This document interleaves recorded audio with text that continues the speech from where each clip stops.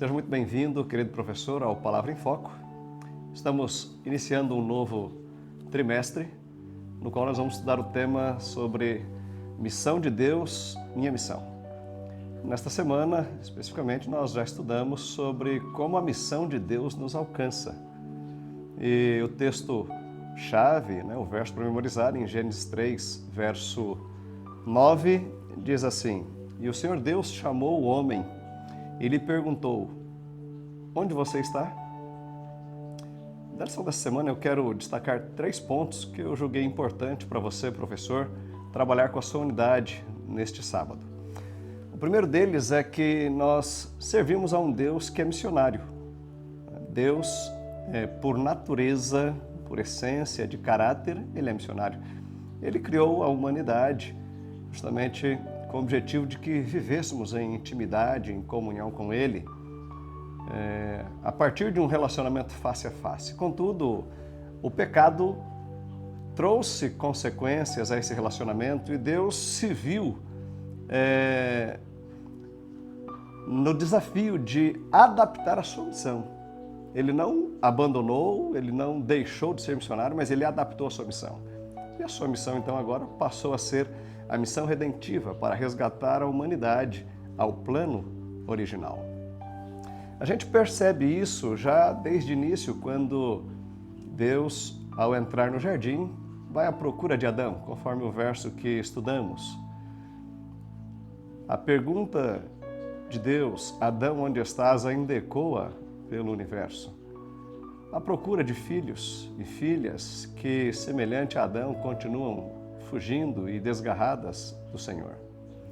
Contudo, esta pergunta ela não tem um caráter crítico necessariamente. Não era interesse do Senhor saber a localização geográfica de Adão, senão torná-lo conhecido de que, por meio da sua atitude, ele havia criado um abismo entre a divindade e a humanidade.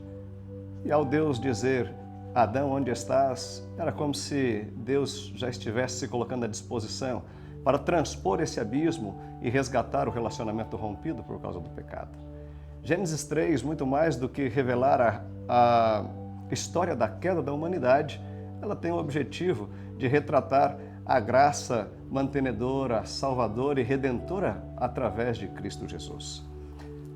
Ainda hoje podemos ouvir, e talvez um ponto que você pode questionar com seus alunos em classe para saber de que forma talvez temos nós ainda hoje fugido, onde temos nos escondido.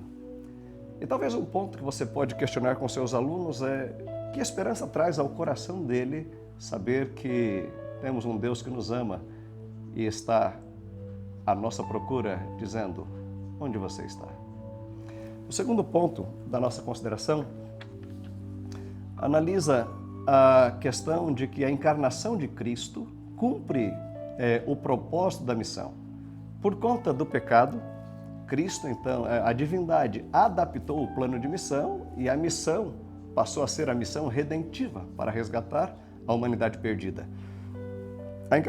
A encarnação foi, então, escolhida como meio para reaproximar divindade à humanidade e assim poder resgatar esse relacionamento rompido. É Deus entrando no nosso planeta, na figura de homem, na forma humana, para nos redimir. Por meio da morte substituta de Cristo Jesus, ele consegue cumprir os propósitos da justiça divina, mas também alcançar os requisitos relacionados à missão de nos resgatar. Deus, então, em Cristo, atravessa esse abismo para reatar o relacionamento rompido. Enquanto que no Éden, o pecado removeu as vestes de Adão e Eva, na cruz, o pecado removeu as vestes de Cristo. Mas é justamente por meio de Cristo que nós podemos ser revestidos do seu manto de justiça. Não vale a pena arriscar a vida desprezando as vestes concedidas por Cristo Jesus.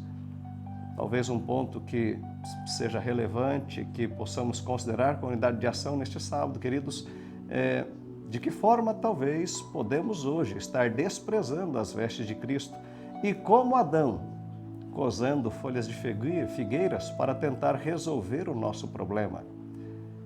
o sacrifício de Cristo é justamente a prova de que nós não podemos resolver o problema com as nossas mãos. Aquele cordeiro do qual forneceu a pele para vestir Adão e Eva no dia da queda, era já a maneira como Deus usou para ilustrar de que o homem por si não pode resolver o problema do pecado. Por isso ele entra aqui na nossa história para nos remover daqui. Por fim, o terceiro ponto tem que ver com a conclusão da missão redentiva de Cristo, que se dará por ocasião da segunda vinda. É a segunda volta de Cristo e a conclusão da missão redentiva. Veja, é a conclusão da missão redentiva, mas não da missão de Cristo, porque ocorre aí uma transição. Ao ponto que, por ocasião do pecado, houve uma transição e Deus passou a implementar o plano da missão de resgate.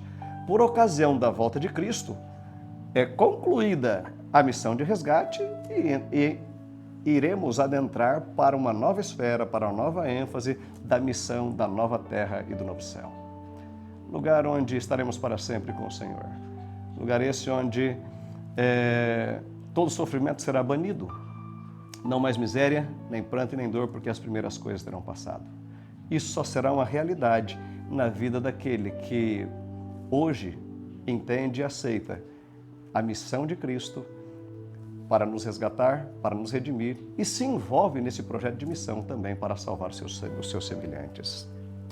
Muito em breve, Cristo poderá bradar do céu: está consumado.